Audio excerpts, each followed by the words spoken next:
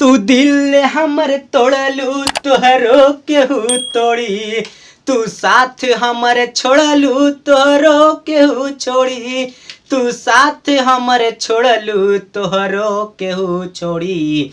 बेवफा वाड़ू बेवफा, तू बेवफा वाड़ू बेवफा। जय हिंद मेरे साथियों, नमस्कार। तो आप देख रहे हैं अपना परिवार यूट्यूब चैनल जरूरत क्लासेस। तो जरूरत क्लासेस में आप लोग का बहुत बहुत स्वागत है। चलिए दोस्तों, आज की इस वीडियो में मैं आप लोगों के साथ शेयर करने वाला हूं एक क्लास 10th का एक रैखिक समीकरण यानी वज्र गुणनखंड विधि से समीकरण को किस प्रकार से हल करते हैं, जो कि लोगों को सुनते ही दिल में धड़कन समा जाता है कि वज्र गुणनखंड विधि बहुत खतरनाक है, इससे अच्छा तो और भी सब विधि है पूरा आसान तरीका से। चलिए दोस्तों, मैं दावा करता हूं कि आपको आज पूरा नस नस में ढुका देंगे, दिमाग फाड़ के भी आपको अंदर चला जाएगा, कभी भी आपसे बाहर नहीं आ सकता, आप किसी को भी समझा दे सकते हैं। चलिए दोस्तों, लेकिन इससे पहले एक रिक्वेस्ट है कि वीडियो को पूरा देखिएगा और जाते वक्त हमारे चैनल को सब्सक्राइब कीजिएगा। भाई को सपोर्ट करने के लिए वीडियो को लाइक कीजिएगा और बगल वाला घंटी को भी बजा दीजिएगा ताकि मैं जब भी नई वीडियो अपलोड करूं सबसे पहले आप तक पहुंचे। तो चलिए दोस्तों, बकवास नहीं करते, बकवास बिना करते हुए करते हैं फटाफट वीडियो को स्टार्ट, बिना उठाए हुए भी हल कर सकते हैं। चलिए वीडियो में पूरा लास्ट तक देखिएगा तभी आपको पूरा समझ में आएगा, वीडियो को स्किप करिए नहीं।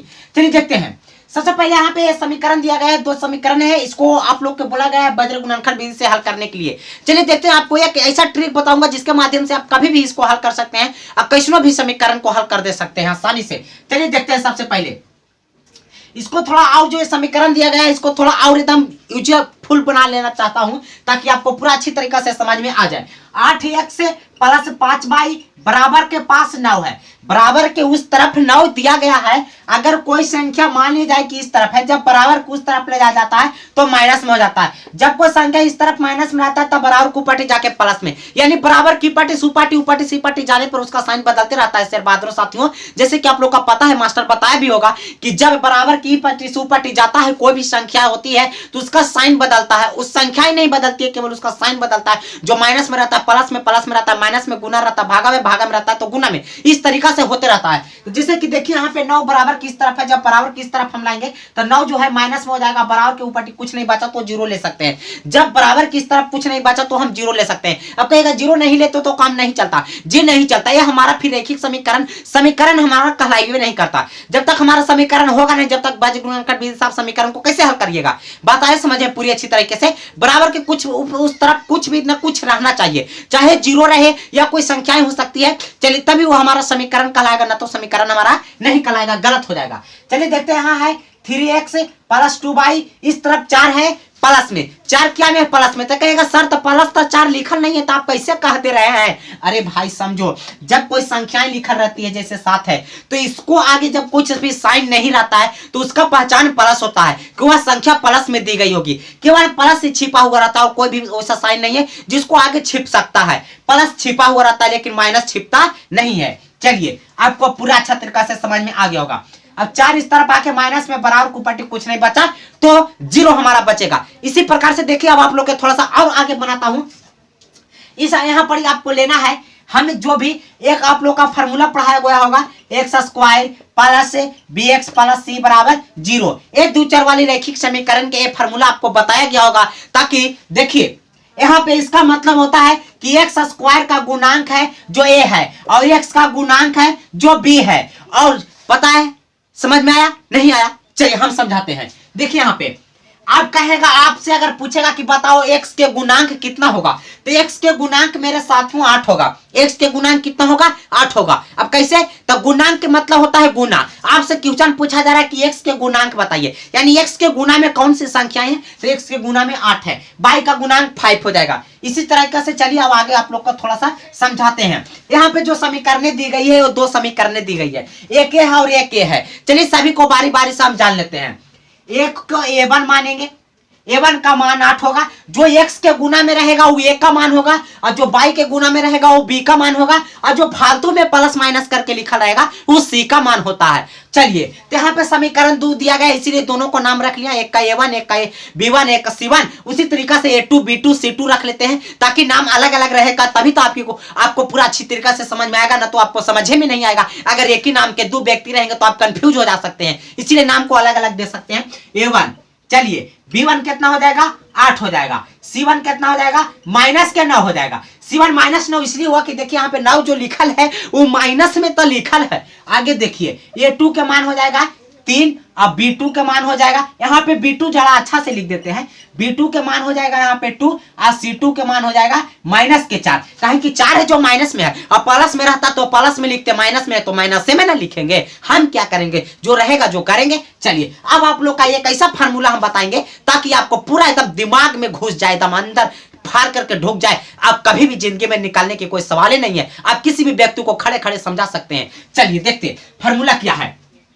फार्मूला आपको लिखना है x1 बराबर x बटा बराबर y बटा बराबर 1 बटा। अब यहाँ पे हम एक ऐसा यूजफुल ट्रिक बताएंगे ताकि आपको पूरी अच्छी तरीका से समझ में और समझने की इसको कोशिश करो।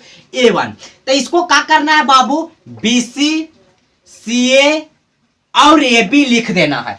BC CA AB आपको क्या करना है, यहाँ पे लिख देना है। लिखने के बाद में आपको करना क्या है कि जो हम दिए हैं और वही को फिर घटा लेना है, यानी BC दिए तो BC घटाएं, और CA दिए हैं तो CA घटाएंगे, और AB दिए हैं तो AB घटाएंगे। इस तरीका से हम जितना दिए उतना ले लिए, आपको कोई फर्क पड़ा और इसको भी कोई फर्क नहीं पड़ेगा। जो हम दिए जो लिए, आपको दिक्कत क्या हुआ उससे, कोई दिक्कत तो नहीं है। चलिए अब आगे देखते हैं। आगे आपको क्या करना है, एक ट्रिक बता रहा हूं जिसको आप लोग का थोड़ा बहुत ध्यान में रखते हुए चलना है। आपको कुछ नहीं करना है, लिखना है 12 21 12 21 12 21। अब कहिएगा रे मास्टर ये 12 21 के मतलब कौची होता है रे, जरा हमको बतलाओ ना। ये 12 21 लिख दिया, इसलिए लिखा हूं ताकि ये वाला बतवा तोहरा के समझ में आ जाए। एक थोड़ा अच्छा से लिख देता हूं।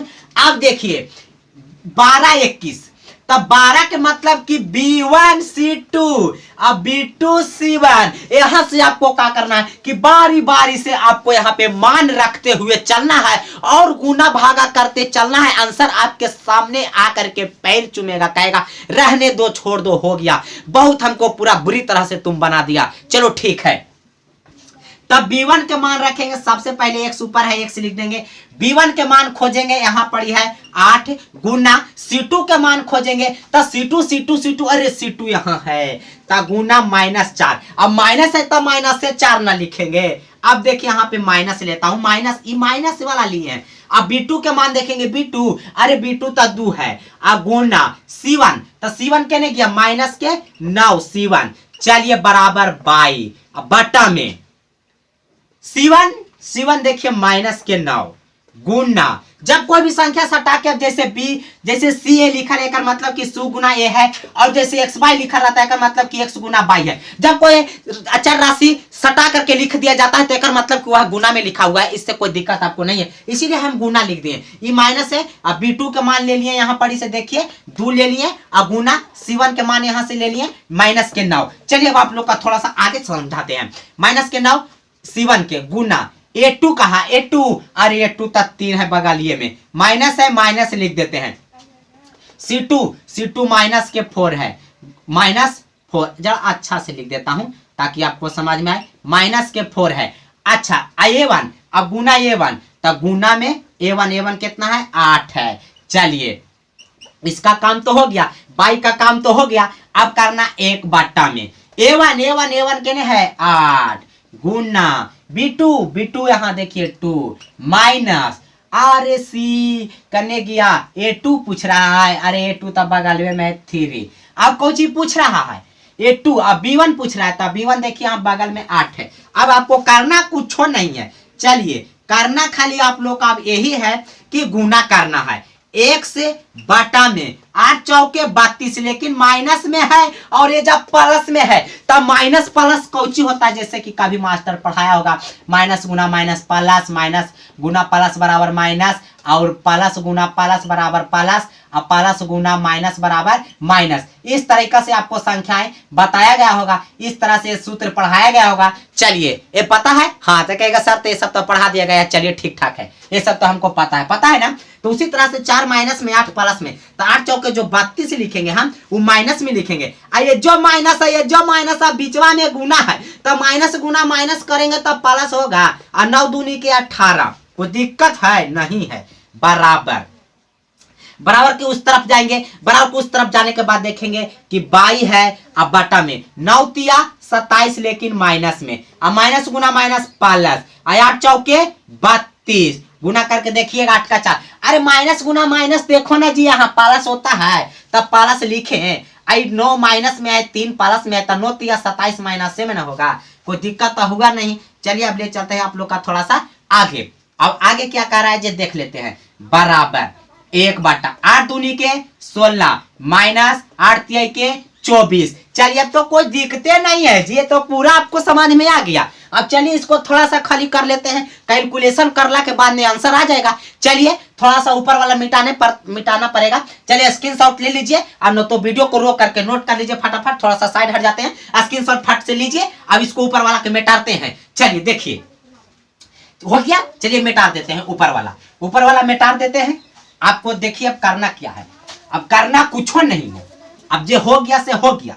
चलिए देखिए x बाटा में यहाँ वज्र गुणनखंड विधि था, चलिए मिटाइए गया, छोड़ो हटाओ।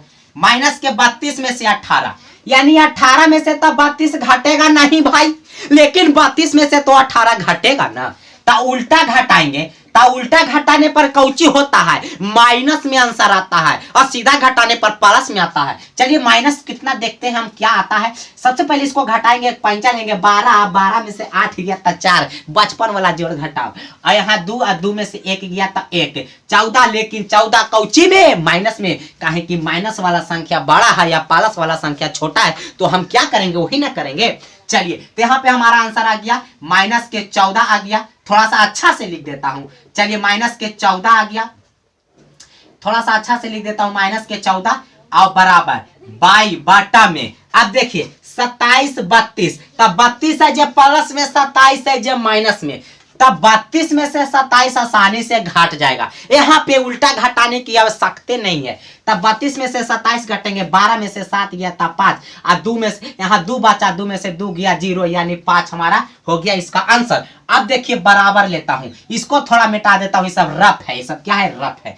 अब देखिए 1 और 16 में से 24, तो 16 में से 24 तक घटवे नहीं करेगा, लेकिन 24 में से 16 घटेगा ना। अब उल्टा घटाएंगे तब बता दिया मास्टर की माइनस में लिखना है, माइनस में। तो 8 या 24, यानी 8 का 8 16 और 24, यानी कि आपका बच गया 1 माइनस के 8। अब करना क्या है, अरे देखो अभी कहाँ पूरा हुआ है। अब देखो x बाटा में माइनस 14 एक खेवा बराबर लेना 1 माइनस 8 के। अब फिर क्या करना है, 1 खेवा 22/5 बराबर लेना है 1 माइनस 8, 1 खेवा एकर बराबर लेना है और 1 खेवा एकर बराबर लेना, यानी कि तीनों जो आपस में बराबर है, तो 1 खेवा इसको बराबर करेंगे और 1 खेवा इसको बराबर करेंगे। चलिए अब देखिए करना क्या है, खेल पूरा समझ लेते हैं। जब ये आपको यहाँ पे बराबर है तो तिरछा तिरछी मल्टीप्लाई कर लेते हैं। यहाँ हो जाएगा x के पढ़ेंगे माइनस 8 खेवा, तब माइनस 8x हो जाएगा, और 14 के पढ़ेंगे 1 खेवा, तब माइनस के 14 हो जाएगा। अब यहाँ पे भी वही काम करना, y के पढ़ेंगे 8 खेवा, तब माइनस 8y हो जाएगा, अब 5 के पढ़ेंगे 1 खेवा, तब 5 हो जाएगा। अब चलिए करना कौची है, करना कुछ नहीं है, माइनस माइनस थोड़ा काट देते हैं झटके में ताकि आसान से समझ में आए। अब 14, अब देखो 8 ही पाठी कौची में है, गुना में। थोड़ा देरी पहले बताए यही वाला वीडियो में कि जब कोई संख्या इधर गुना में रहता है तब बराबर के इधर आ जाता है, तब भागा में हो जाता है। अब देखिए उसी तरह से यहाँ पे 5 बाई बराबर, अब ये 8 माइनस में है। अब यहाँ तक माइनस माइनस कट गया, जब दोनों देने माइनस था तब यहाँ तक फंस गया फेरा में, तब माइनस 8। अब करना कुछ नहीं है, 7 दूनी 14, 4 दूनी 8, यानी x के मान 7/4, अब y के मान आ गया 5/-8। इस तरह से हमारा आंसर बन के हो गया कंप्लीट। आपको पूरी अच्छी तरीका से समझ में आ गया होगा, मुझे पता है, विश्वास भी है। अगर आ गया होगा तो चलिए हंसते हुए चैनल को सब्सक्राइब कर लीजिए, बगल वाला घंटे को बजा दीजिए, दोस्तों के साथ शेयर कर दीजिए, ताकि मैं जब भी नई वीडियो अपलोड करूं सबसे पहले आप तक पहुंच जाए, सबसे पहले आप देखें और दोस्तों को भी दिखाएं साथ साथ में। चलिए इसी के साथ कर देते हैं वीडियो को समाप्त। हाँ, अगर हमारा और भी जैसे कि प्रतिस्थापन विधि, विलोपन विधि, समीकरण हल करने के लिए वीडियो वाला नहीं देखें तो वाला वीडियो का डिस्क्रिप्शन में लिंक मिल जाएगा, जाकर के उसको पूरा देख लीजिएगा और ये भी समझ में आ गया होगा। चलिए इसी के साथ करते हैं वीडियो को समाप्त। जय हिंद, जय भारत, धन्यवाद, थैंक्स।